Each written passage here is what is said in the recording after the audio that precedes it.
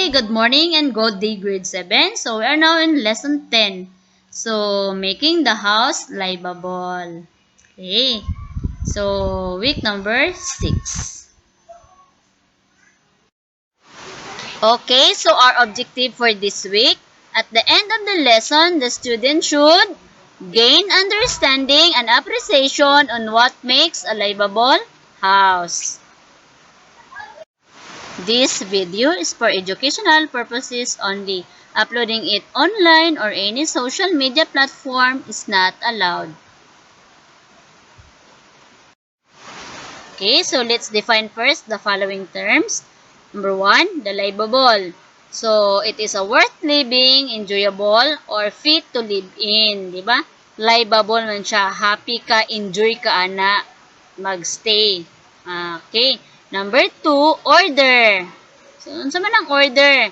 It is the arrangement or disposition of people or things in relation to each other according to a particular sequence or pattern or method. Diba? Order, gani pasunod. Step by step. Diba? Okay, number 3, beauty. Okay, ano man beauty? It is a combination of qualities such as shape, color, or form that pleases the aesthetic senses, especially the sight, diba? Kung sa mga arrangement, sa mga gamit, diba? Kanang makita nimo nga, tsada ka imong pagtanaw ana, nahimutang kaayo siya. Pero kung sa tao pod ka, beauty gani is, kung sa babae, gwapa. Kung sa lalaki, gwapo, diba? Na siya beauty. Okay, number 4. Principle. So, it is a fundamental truth or proposition that serves as the foundation for a system of belief or behavior or for a chain of reasoning. So, na principle. Okay, na kay prinsipyo. Diba? Unsa imong prinsipyo. Diba? Every person have a principle. Nasa mga prinsipyo, diba? Okay, number 5, repose. Okay, so it is a state of rest, sleep, or tranquility. So, ano naman ang tranquility? Mura nagyapon na siya og repose ka ng naakay peace or calm. Diba? Okay, so number 6, scattered. Ano naman scattered? From the word cut. Okay, so it is a person or tool that cut something. Okay, cutter, di ba? Putol. Okay, so let's have first the introduction. Is your house livable? Do you always look forward to going home after classes? Siguro kay tsada yung balay, so pag eskwela gani, gusto na dahin ka muli diretso, di ba? Okay, so do you find comfort and peace when you come home? Or, unsa man imong gusto? Ang preparation ba sa mama? Na mga foodings? Sa inyong balay? And then, what decors do you have at home that you are proud of? Okay, so, learn more about this on this lesson. Lesson 10. Okay, so we are now in making the home livable. So, saan man nato pagpa-livable ang atong balay? Okay, first, applying the principles of art in the selection and arrangement of furnishings. So, i-apply daw nato ang mga principles of art, di ba? Sa pag-select, sa ato ang pag-arrange sa ato ang mga gamit sa balay, di ba? Sa sala, sa kitchen nato, sa dining room. Okay. Next, choosing home decoration that are suited to the house rooms where they are to be placed. So, di ba? Pagpili po sa ato mga decoration nga asa siya kailangan ibutang dito lang siya nga lugar, di ba? So, for example, alangan man ang sala nimo, butangan nimo og kanang bed, di ba? Okay. So, asa man na siya ibutang? Siyempre sa kwarto, di ba? And then, number 3, choosing home decors that are functional and decorative. So, magpili po tayo mga decoration nga na prong ga-function siya. Di ba? So, kailangan nato i-display na siya na kay ga-function. Kung dili na gani ga-function, labay na lang na. Kay mao man gina para maging livable ang atong balay. So, mao man gina sa ato nga lesson, di ba? And then, maintaining cleanliness and orderliness in the home. So, kailangan para maging livable, unsa man, just maintain the cleanliness and orderliness in the home. Di ba? Kailangan limpyo always and naka-order ang mga gamit sa balay. And then, preparing the schedule of activities that every member follows. So, kailangan gyud na ay activities ang every member sa family para maging cleanliness and orderliness ang ato ang balay. Okay, di ba? So, every member kailangan natin schedule. Halimbawa, ako, ang akong anak, so nasa schedule, pag mata niya, na siya buhaton dayon ana nga time. Okay, so, kailangan tanan-tana ay schedule of activities. And then, the last one, having a place for everything in its place. So, all things naa sa balay, so na siya place sa ato ang balay, ha, para naka-orderly. Okay, principles of arts as applied in the home. Okay, so a blank, unsa man ang blank ha, no? It is a home where furnishings and furniture are so selected and arranged to create order and beauty. So, unsa man na siya? A livable home. Okay, so the principles are as follows. So, unsa man ang mga principles? Okay? Number 1 is harmony. So, harmony denotes oneness. So, this means achieving unity in the selection and arrangement of furnishings that are consistent to the style and materials of the house. And then, the house and its furnishing should go well together. Okay, harmony. And then, there is a family resemblance between among the furnishings and that of the house. For example, a modern American house with modern American furnishings, an old Spanish villa with antique, old-fashioned Spanish furniture. So, di ba? Denotes oneness. Kanang itong kaisahan na siya so na siya, oy. Basta, may kaisahan siya, ha? Okay, number 2, balance. So, ano ang balance? These principles denotes rest or repose. O, di ba? Mauto ka ganina before to nag-start. Nato siya rest or repose. Unsa man ang repose? Okay, so tranquility. Murag calm. Na siya peace. O, di ba?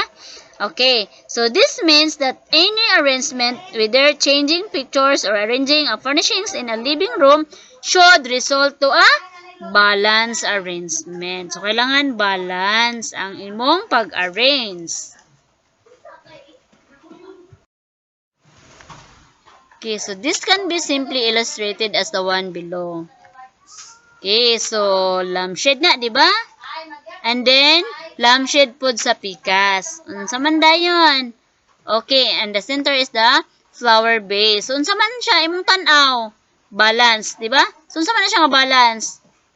Okay, it is a formal balance, di ba? Kaya formal balance man siya, lampshade, and then the flower base. So, formal balance ang tawag ana, ha?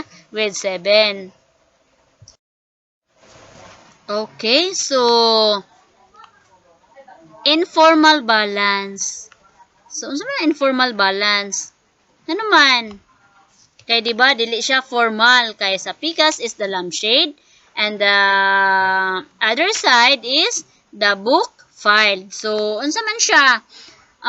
Informal balance. So, the objects on the right side and the left sides are different but they have the same power to attract the attention of the viewer. So, balag informal siya, kaya naka-attract gyapon ang iyang unsa man?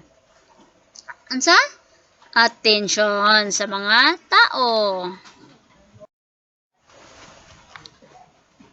Okay, so number 3 is the rhythm. So, rhythm is principles of art. Okay, so The principles refers to the organized movement of the eyes as it leads from one part of the design to another. For instance, in looking at a Venetian blind, the eyes do not find difficulty in moving from one side to another, since the lines in the blinds move in one direction. Diba? Okay. So, rhythm can be achieved by the following. Letter A, the repetition of shapes as in the walls of a room. Okay, di ba? So, ang shape sa room is repetition. Ga-repeat lang siya, di ba? So, dili movement of the eyes as it leads from one part of the design to another. So, murag dili ma-tsada sa imong tanaw, sa imong mata ba?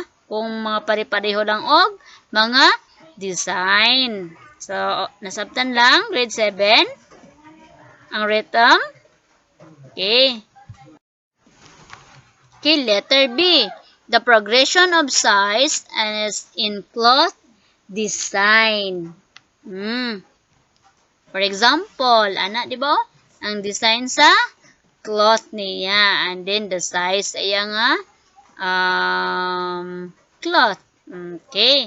Next, letter C. The continuous line movement as in bed cover.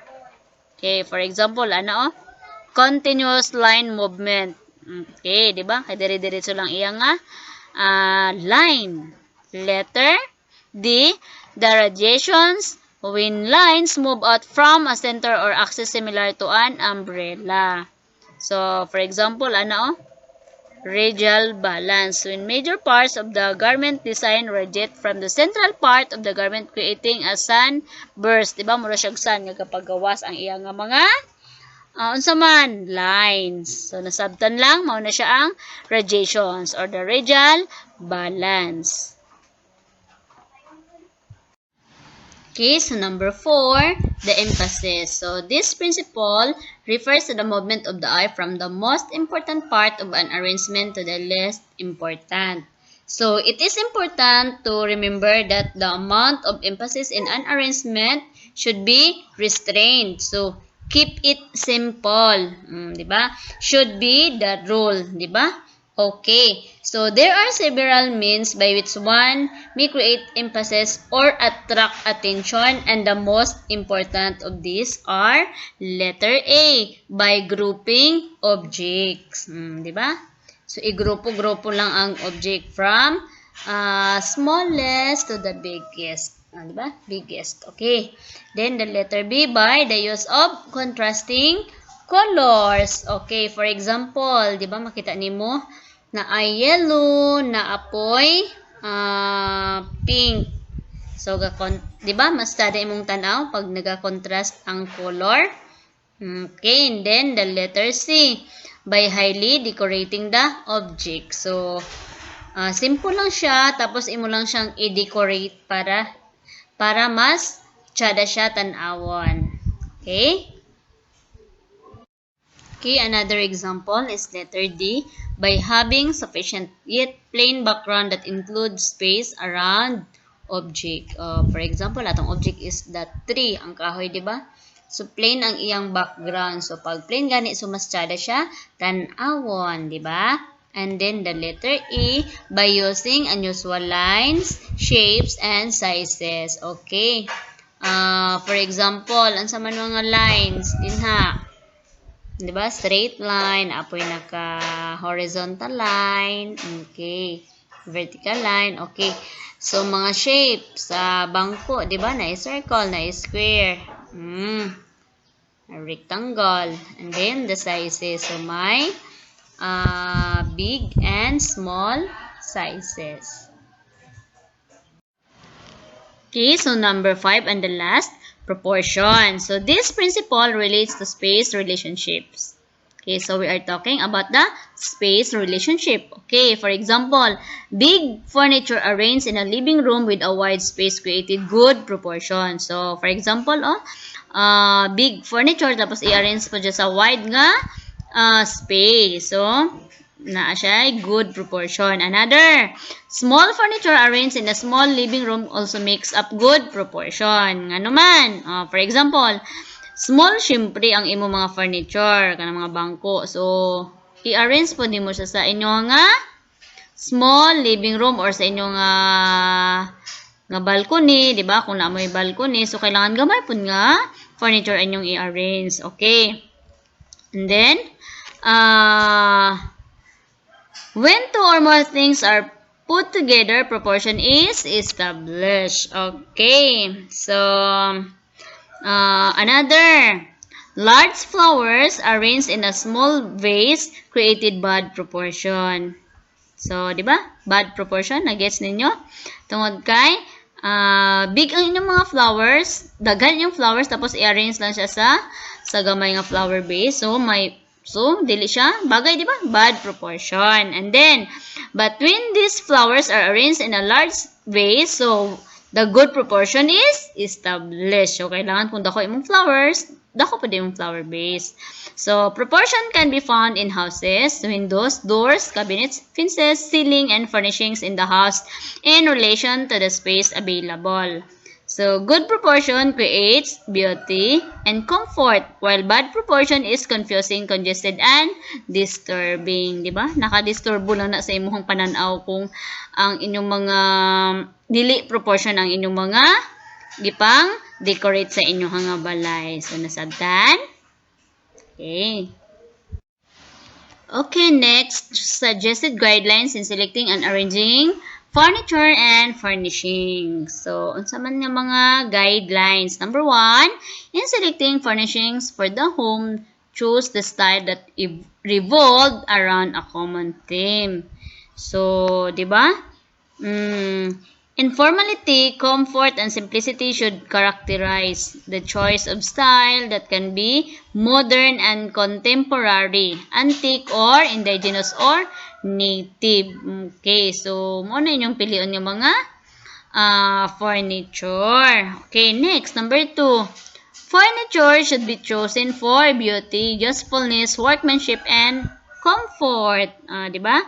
So, all these elements should be considered in the selection process.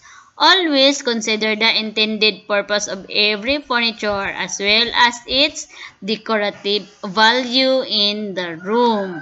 Okay, next, number 3.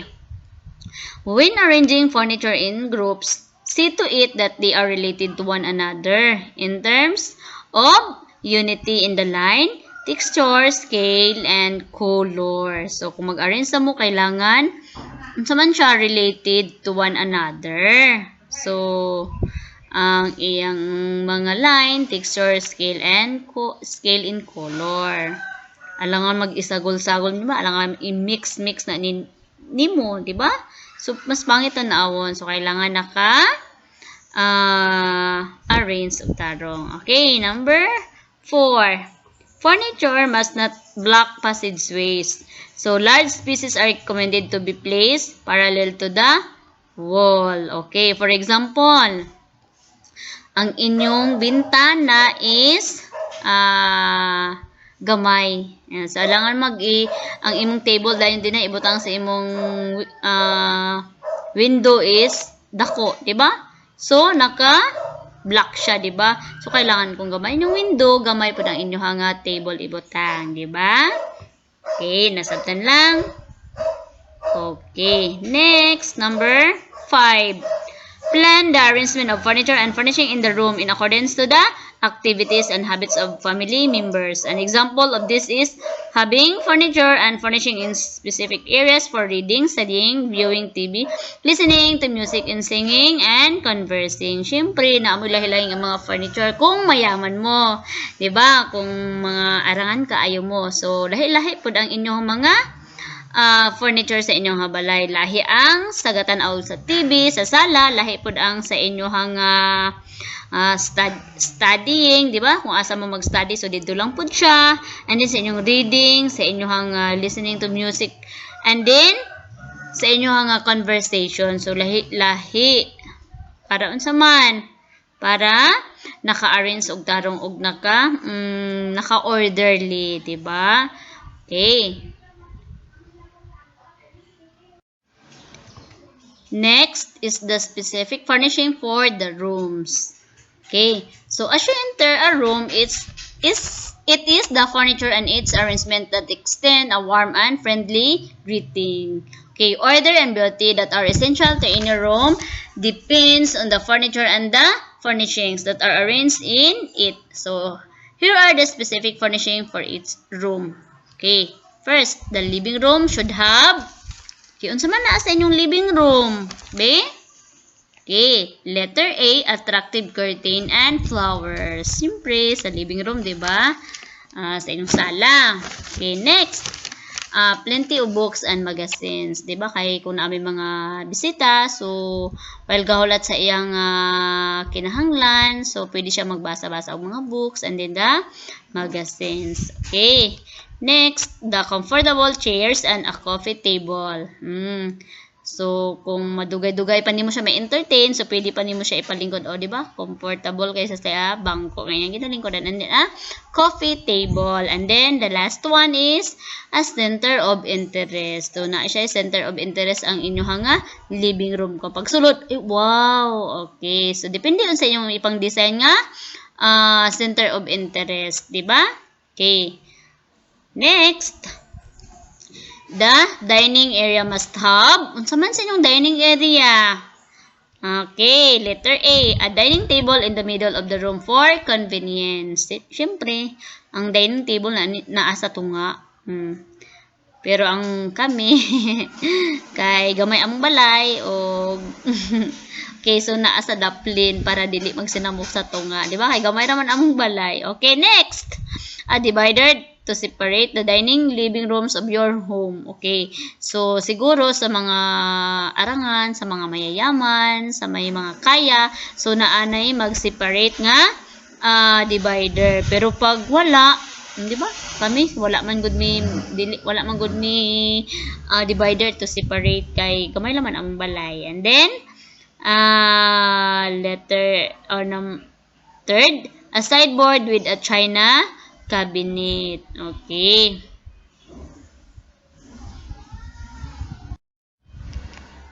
Next, the bedroom must have, okay, a dressing table located in front of the or near the window. So, depende naman na sa inyo ha, di ba? Sa inyong bedroom. Okay. Next, clothes cabinets or built-in closets. So, ang uban is gamit is urukan, di ba? Okay. Next, the beds placed parallel to the wall, along corners or in the middle of the room ang inyong bed ibutang. Pero kung gamay lang, so dito lang sa kilid sa daplin, di ba? Doon sa bintana. Okay, next, headboards located against a wall. Okay, kung naman headboard sa inyong bed, di ba? Kana bitong kilid sa inyong bed, so located siya against sa inyong wall. So, mura siya gaatubang sa wall. Okay, next. Easy chairs with a reading lamp and a table near a window. Wow. Diba? Makarelate ang mga may ingani. Chairs with a reading lamp and a table near a window. And then, the kitchen must have, sabi na sa inyong kusina, be? Okay. The major cooking appliances such as stove and ranges. Okay. So, di ba? Mga appliance nato mo na sa kusina nato. Then, storage cabinet and food preparation centers. And the last one, we have a washing facilities. Ano man mga washing facilities? Mga washing machine, di ba? Uban pa nga mga para pang labaw o panghugas nato. Okay, so we are now in cleanliness and orderliness in the house. So, cleanliness and orderliness speak well of livable house, right? Okay, so it doesn't matter if the house is small or big as long as there is order and sanitation in it, diba? So, cleanliness is absolutely essential to a healthy living. And a clean home ensures a healthful and pleasant place to live in, di ba? And then, to achieve cleanliness in the home, orderliness should be practiced. Tama? Okay. And then, Um, One enjoys staying in a clean and orderly surroundings. Negative impressions are formed towards a family whose home is dirty and disorderly. Okay. So, how can order be achieved in the house? So, one basic rule is having place for everything, and everything should be in its place. So, a tool or equipment that you have should immediately be placed in its proper storage. Tama? Nasabtan lang ninyo sa quotation nga, having a place for everything and everything should be in its place. So, kailangan kung unsa ang inyong mga gamit, halimbawa sa inyong butangan sa mga plato, so kailangan mga plato lang po siyang na dito, no?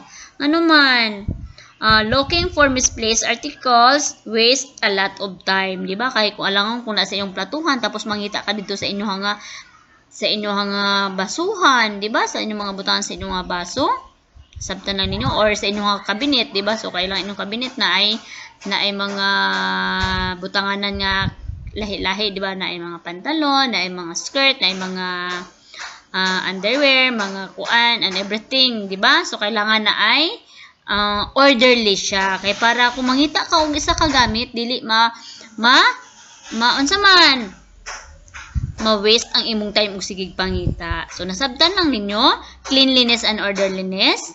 Okay, so kailangan na ninyo apply sa inyong nga balay, ha? So that the cleanliness and orderliness in the house will be, our house will be livable. Okay, so the last topic for this lesson, some guidelines to promote efficiency in doing housekeeping tasks. Okay. First, inculcate a positive and cheerful attitude towards work. People who dislike work tend to be in bad disposition. Siyempre, kung dili ka ganahan magtrabaho na, agad ka sa bad disposition, di ba? When working and experience fatigue easily, pag lain ang imong dili ka gusto magtrabaho, di ba? Mura kag wala lang, kapoy lang ka. Okay, next.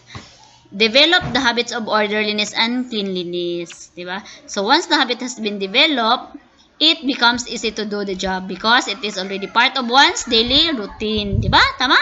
Likewise, when one is conscious about cleanliness and orderliness, she tries to be orderly and clean and at the beginning of its task, so that in the end there is less work to be done. Number 3, to save on time and energy, find ways to synchronize the task.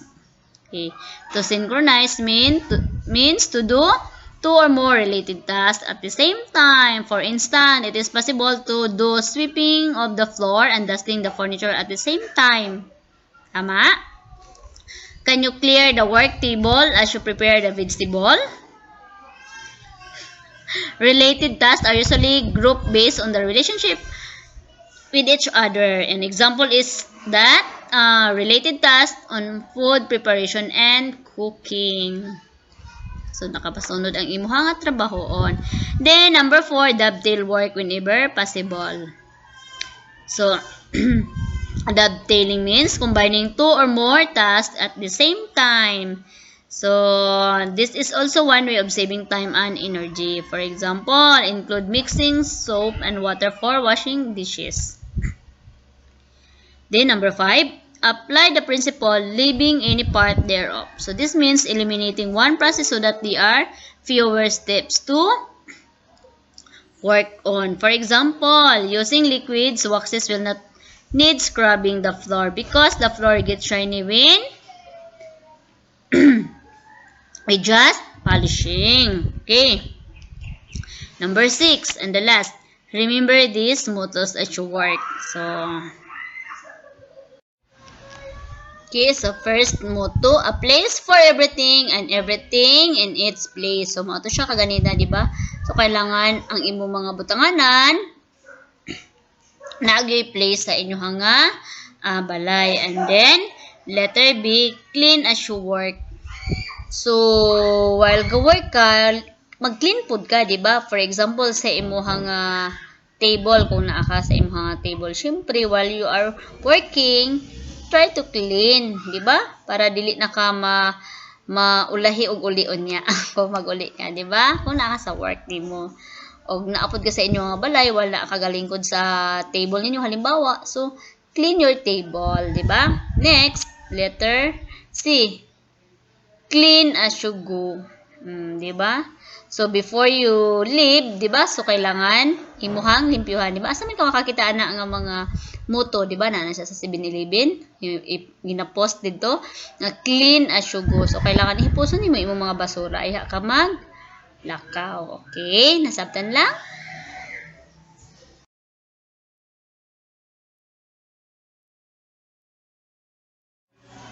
Okay, so you are going to remember this. First, the principle of art as applied in the home are harmony, balance, rhythm, emphasis, and proportion. Next, one basic rule to achieve order in the house is having a place for everything, and everything should be in its proper place. And then, the last one, a time and activity plan or schedule identifies different household tasks that need to be done daily, weekly, monthly, and occasionally. Run! You have your activity. So, check your understanding. So, underline your correct answer. So, dili na nyo i-underline. Dili na mo mag-copy. So, this time, sa 1/2 sheet of paper ninyo na i-answeran ha. So, kay lesson 6 man siya. So, ang inyong 1/2 sheet of paper, ang first or lesson 6 na siya sa front. Diba? Nasabtan lang ninyo? Na siya sa atubangan sa inyo nga papel. Dayon, ang lesson 7, napos sa inyo nga likod sa inyo nga 1/2 nga papel. Para dili ko maglibog, pati mo dili pod mo maglibog sa inyo nga mga papel. And then, nasabtan lang ninyo, ang lesson 6 na isa sa first page, and then ang lesson 7 na isa sa inyo nga at the back of your lesson 6. Nasabtan lang. So, 1/2 sheet of paper lang na ninyo ha. So, follow the instruction. Nga akong giingon. So, underline man ang naadira. So, kailangan lang ninyo i-copy ang answer nga correct sa inyo nga papel. Direct answer na. Okay, number 1. When furnishing and furniture in a room are related to one another, so as to material, style, design, color, form, and texture, then there is balance ba? Emphasis, harmony. Okay. Number 2. If the arrangement of the furniture in the living room give a feeling of rest and repose, then it shows the principle of balance, emphasis, harmony. Then number 3. When arranging objects in a display cabinet such that the attraction powers of objects on both sides of its cabinet is equal, when you are applying the principle of balance, emphasis, harmony. A big room should be accommodate big furniture, while a small room should accommodate smaller furniture or only a few of large furniture. So this principle is harmony, proportion, or rhythm. Number 5, rhythm, emphasis, proportion. So refers to the organized movement where the eyes move smoothly from one part to another. Then number 6, repetition of shapes or progression of sizes are example of achieving balance ba, proportion, or rhythm. Then the last one, number 7, when the eyes are carried to the most important part of an arrangement to the least important, the principle of balance, emphasis, rhythm is applied. Okay, so nasabtan lang ninyo grade 7 ha. Sa 1/2 sheet of paper ninyo na isulat. Okay, so project or things to do. So, dili na mo sure na project, syempre, performance, baya na ha. Kung kabalalo mo sa TLE, 60% ang inyong performance. Diba? So, kailangan mag-perform pod mo. Sayo naman pod siya, Okay. Cut out pictures of furniture and furnishing arrangement in the homes. Sa inyong balay, diba? Kung namin mga pictures, i-cut out na ninyo, ibutang dayon ninyo sa bond paper. Okay. So, till the principles of art are applied in its arrangement. So, di ba na yung mga principles of art applied, mga emphasis, harmony, balance. Okay. So, mula na sa yun. Or, okay, cut out pictures of furniture. Mauna siyang yung choices. So, na mo choices. And then, letter B, or choices B, Draw or sketch an arrangement in the home that illustrates the rules. Okay. Keep it simple. And then letter B, a place for everything and everything in its place. So, na may choices ana nga duha nga project. Pwede mo mag-cut out sa pictures, pwede po mo mag-draw sa inyong arrangement sa inyong nga balay. Okay? Pwede lang yung drawing ang inyong kuluran po ninyo bi para tsada po siya tanawon. Ha? Dili kay nag-drawing lang mo, wala lang may gipasa. So asa naman ang artin ha? Di ba? Okay, so nasabtan lang. Kung may mga questions about ani nga project, pwede lang mo mangutana sa ako pero dili gid mo makareklamo ana ay kay kung pwede sa papel na lang para dili na so wala ibang paper dili may makapalit. Okay, so sa papel na lang na ibuhaton, i-cut out ang pictures tapos ipikit sa papel or mag-draw na lang pod mo. Depende sa inyo ha kung unsa ang pwede ninyo nga mabuhat sa inyo nga project. So the reference are the following. Thank you, grade 7. God bless everyone and keep safe always.